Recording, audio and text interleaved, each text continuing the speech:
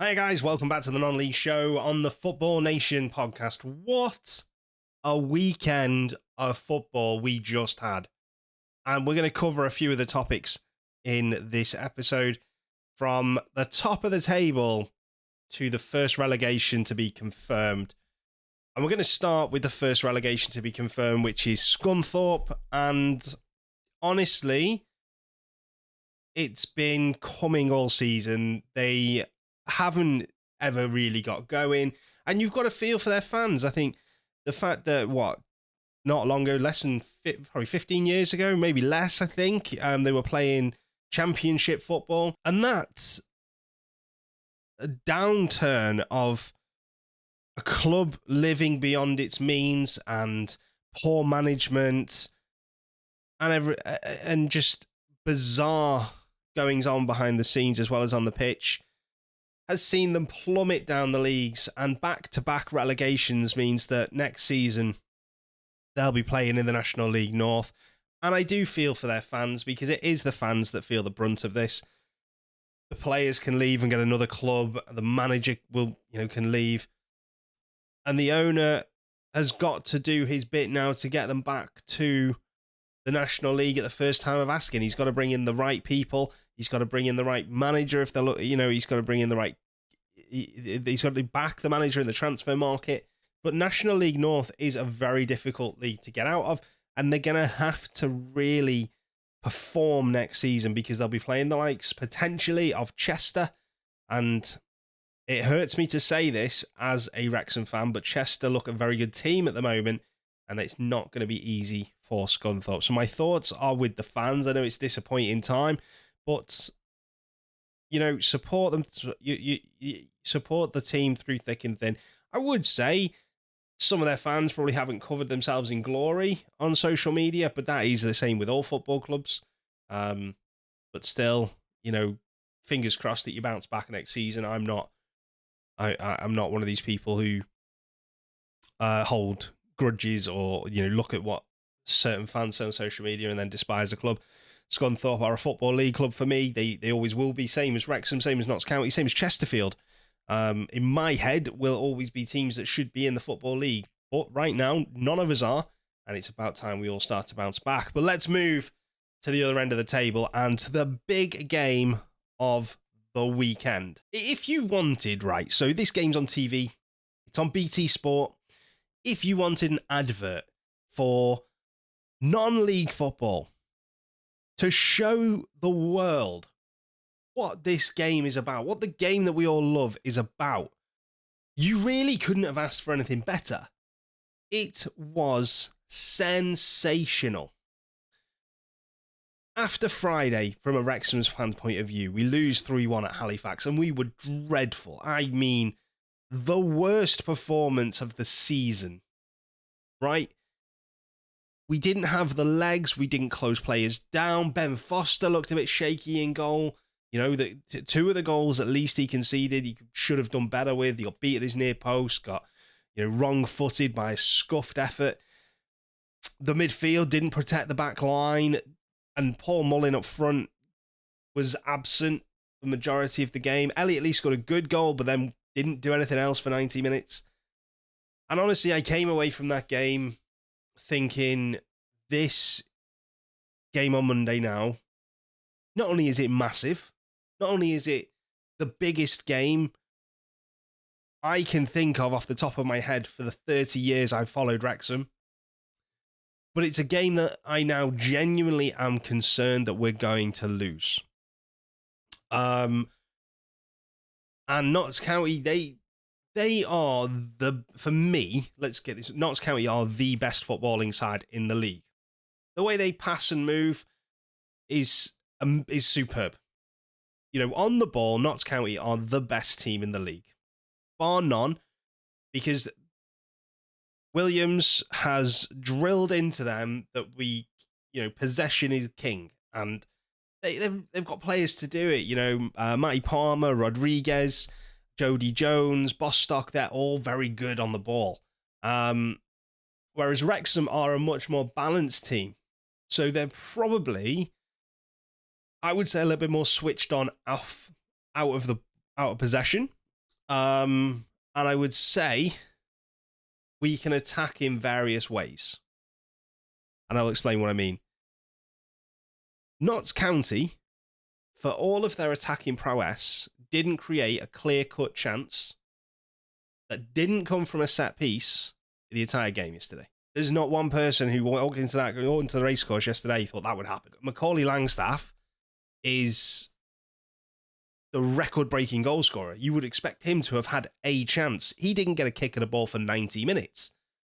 Rodriguez, bar the free kick, was absent. His run to win the free kick, it was a very good run. I thought it was a soft foul. I saw people say it was the arm across the chest, but let's be honest, he kicked his own heels to go down. It's as soft as the Mullin penalty at the other end, when Cameron isn't looking at the ball. The ball's coming over Cameron's head, and he's only got eyes to play Mullin, and the referee doesn't give it. So I think two soft decisions that went against Wrexham there. The free kick, though, there is nothing that Ben Foster could have done about that. That was a top draw free kick that beat any goalkeeper from non-league, National League to, let's say, the lower levels of Prem. It is that good.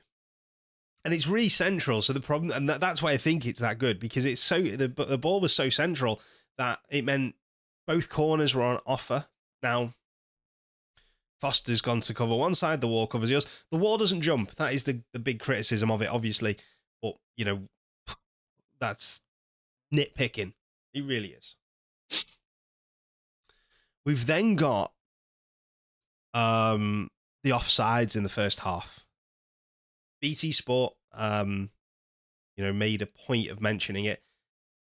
The constant offsides in that first half by the officials were shocking. I've never seen the officials in National League are bad. They are bad. We all know this, right? But I've never seen a group of officials, or in fact, let's look at the first half. One official, one linesman get that many offside decisions wrong. Normally, against one team, let me paraphrase, against one team, normally what you will see is they'll get one wrong and the next for one team, and then they'll get one wrong for the other, and you say it balances out. He got 5 wrong in the first half against Wrexham. Notts County came and they did their usual where they play the high line. We exploited that superbly to get in behind, and every time we did, linesman's flag went up. And honestly, he was dreadful. I never want to see him back at the Racecourse Ground. And I'm not saying that, should we go up, that Football League referees are going to be any better and linesmen, but he is the worst that I've seen this season. And I've been lucky enough, normally I'll sit behind the goal or the Mould Road stand, depending on where I can get a ticket. And definitely he's the worst that I've seen. Second half, though, we went behind right in half time, and to come out and score pretty much straight away, to come out and score pretty much straight away was superb. Mullin, this is the difference for me between Macaulay Langstaff and Paul Mullin, right? So Macaulay Langstaff, don't get me wrong, fantastic finisher. Doesn't really have much else to his game. Paul Mullin is a fantastic footballer in that he will get the game and take it by the scruff of its neck and drag you over the finish line. And that's exactly what he did yesterday. He got us the equaliser. Was he a little bit lucky with the run? I don't think so. I thought it would have been a harsh foul, but based on the first half, you can see why the referee would have given it, because he called other things like that. There's the Mendy goal, was sensational. There's a clip from behind the goal where you can hear them say there's no one in the box. There's no one in the box. And Mendy puts on the afterburners, and after being out of sorts for a couple of weeks, repaid Parky's faith in him massively. And fair play, it was, deserved. With all the stick he's been getting, it was deserved. And then the third goal, let's talk about the second goal from Notts County. That was shocking defending by us. So we didn't pick up the man at the back. And do you know, it was Sam Dolby that lost his man at the back post. I've watched the replay back a few times, and Dolby's defending is pretty average, and he's got to do better for me. But we will, we'll talk a little bit more about Dolby in a second when we discuss the penalty, because, yeah, there's something that's grating on me, and it's not really been picked up by many people, probably because the penalty was saved.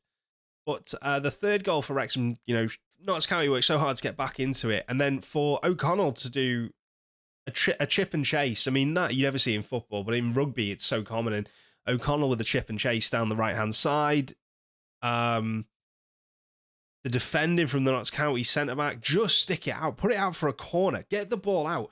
If I am, Cameron, the county captain, who dropped back to the 6-yard line, if I'm slow coming goal, I'm losing my temper with him over that, because he tried a clever little flick, and in that situation, you've just got to get the ball out of play, get it out of danger. If the ball's dead, they can't score.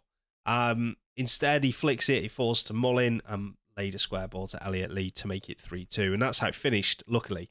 Good finish by Elliot Lee again. I would say for most of the game, he was largely absent, but I think our midfield was, because we could play the over-the-top balls that we normally can't, which was meaning we could bypass Andy Cannon, James Jones, and Elliot Lee to get Mullin in behind and Ollie Palmer while he was on the pitch. Performance by Ollie Palmer yesterday, superb.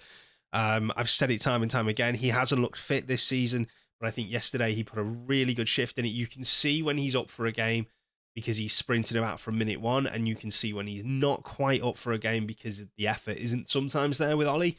But yesterday was 10 out of 10 for him. The only thing he didn't get for me was a goal, which his play deserved. Let's talk about the penalty. Now, yes, it's a penalty. Owen O'Connell's gone up, his arm's out, and it's hit him. It's a penalty. But in the build-up to the penalty, Bostock's got the ball on the edge of the area, and he pops it out to their right-hand side. And I'm not sure who it is in the box, but Sam Dolby is being held. Now, Sam Dolby is the nearest defender to that person crossing the ball in.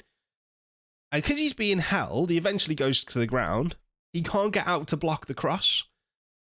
The referee's looking at it because he's on the edge of the area. He can see this, and he doesn't give a foul for it. It's a blatant foul. It's obstruction, and the fact that he let it go, if that had cost us, there would have been murder. And I've not seen it mentioned because the penalty was saved, like I say.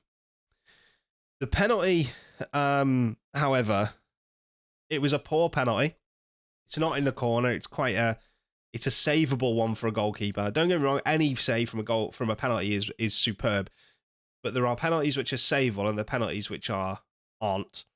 It's not in the corner. It's within reach, but still, Fozzie, he's backed himself. He said that, he actually said after the game that all of their data said that he would go the other way. And Foster's gone on instinct, looked at him, his body's closed off. The way he's running up to the ball means he can only put it straight down the middle to Fozzie's right.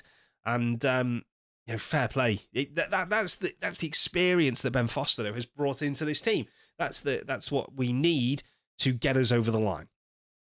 That said, Ben Foster is off his line. It probably should have been retaken. But you know what? If the linesman can't spot offsides correctly, he's never going to spot a play because he was about 2 inches off the line. It's that close. Realistically, has he gained an advantage? No. So, that evens up from the penalty call in the first half when Cameron plays Mullin with no intention of the ball. It evens it up for me. But we now move on to, we've got 4 games left. County, you've got 3, so there's 4 big cup finals for Wrexham, 3 big cup finals for Notts County. And it's now really real crunch time. Notts County obviously can get a maximum of 9 points with 3 ahead. We can get a maximum of 12. So if we win on Saturday and County lose against Woking, which won't be an easy game whatsoever, Woking are really up for it. I think they guaranteed their playoff spot as well this weekend. So Woking are a good team. Notts County, they have been sensational this season. They've had the season of a lifetime. And I've seen fans, this is the final thing before I go. I've seen fans on social media say, well, Wrexham should be walking it. It's laughable that Wrexham aren't walking it. It's like, well, this is a record-breaking season. No other team has ever done what Wrexham's done, even if they spent money like Wrexham have. Salford, for example. The difference is Notts County have had the season of their lives and deserve so much credit. And by saying it's laughable that Wrexham haven't done this and it's laughable that we should... You're taking so much credit away from Notts County. Don't be stupid and just give them a bit of credit and look at it and go, do you know what? Any other season, this league would have been won in March. But it's not, because Notts County are playing so well. And that's it. You don't need to say anything else. And you move on with your life, don't you? But yeah, it's been a great weekend. It was definitely a fantastic advert for National League football. And I really hope, some of the fans who maybe tuned in will tune into other games.